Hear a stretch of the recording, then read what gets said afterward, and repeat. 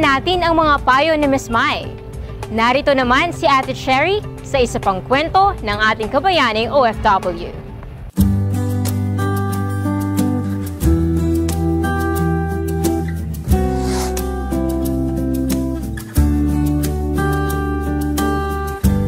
Mabuhay sa lahat ng ating mga kabayani sa buong mundo.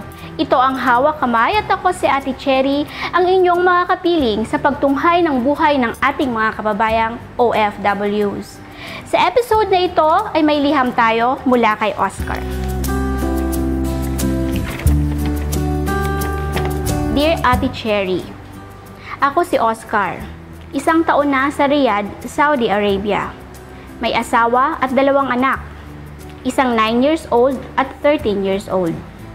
Problema namin ng asawa ko ang pagdidisiplina sa mga bata, lalo na sa panganay. Napapabarkada na din sa eskwela. Minsan na namin silang kinausap, ang sabi ng panganay na lilito sila kung sino ang susundin. Magkaiba din kami ng misis ko ng gusto at patakaran sa bahay. Minsan pwede, minsan hindi. Mahirap kasi magkalayo kaming nagdidisiplina sa mga bata. Minsan ay napalo na ng misis ko ang panganay dahil ayaw sumunod sa utos niya at masyadong abala sa computer games.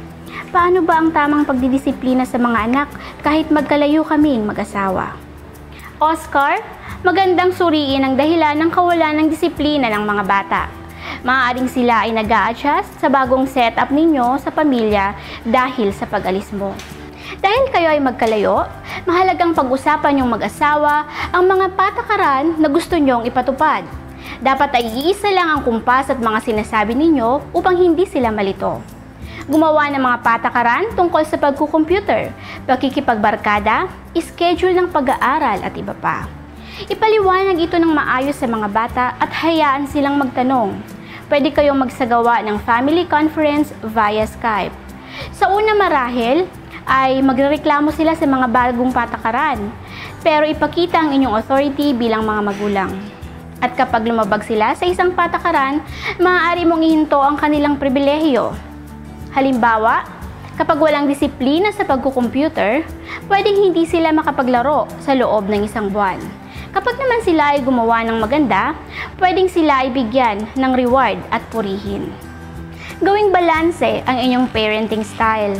Huwag masyadong istrikto o huwag masyadong maluwag sa mga gusto nila. Maging mahinahon din at seryoso sa pagpapatupad ng mga patakaran. Bilang magulang, dapat kayo ay malinaw at totoo sa inyong mga sinasabi. Malimit na nalilito ang mga magulang sa salitang disiplina at physical punishment gaya ng pamamalo sa mga bata. Hindi sila kinakailangang saktan at paluin para madisiplina. Ang sabi nga, the best discipline leads children learning self-discipline. At bilang mga magulang, kayo ang modelo nila. Turuan din sila ng kagandahang asal at tamang pakikipagkapwa. Good luck sa iyo, Oscar. Sana ay nakatulong ang Pinoy Wise sa iyo. At bago po tayo tuluyang magtapos, nais ko lang batiin ang ating provincial government of Laguna, lalong-lalo na sa ating kapartner dyan, si Ms. Gigi Corcuera at Valentin Guidote, na siyang nangunguna sa pag-setup ng OFW Center sa probinsya ng Laguna.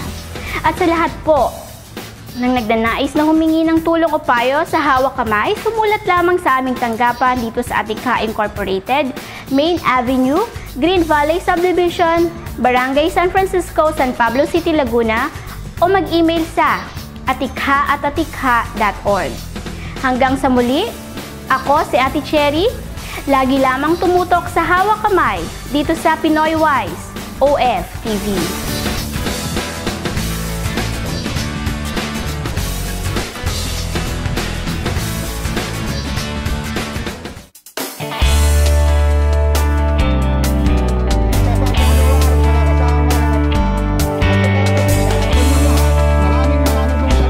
Pinangunahan kumakailan ng Batang Atikha Savers Club ang isang tree planting activity sa Barangay Mahuben at San Jose, Munisipalidad ng Mabini, Batangas. Ang tree planting activity ay bahagi ng Greening Mabini Project ni Mayor Nilo Villanueva.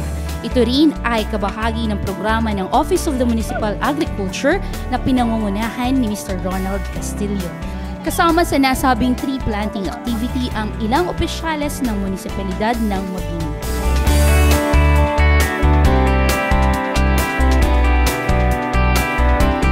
Isang taos-pusong pasasalamat ang aming ipinaabot sa Tikha sa patuloy na pagsuporta at pagtulong sa lahat ng mga gawain ito. Muli, isang magandang araw at mabuhay po ang sektor ng mga migranteng Pinoy.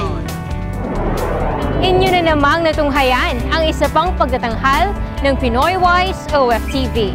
Sana ay nasiyahan kayo sa kwento ng mga batang Atikha at sana'y nabigyan namin kayo ng inspirasyon upang magsimulang mag-impok para sa hinaharap. Muli, ako si Rachel Araha. Kung nais maging wise sa pamamahala ng pera at maging wise sa pangangalaga ng pamilya, tutok lamang dito sa Pinoy Wise OFTV.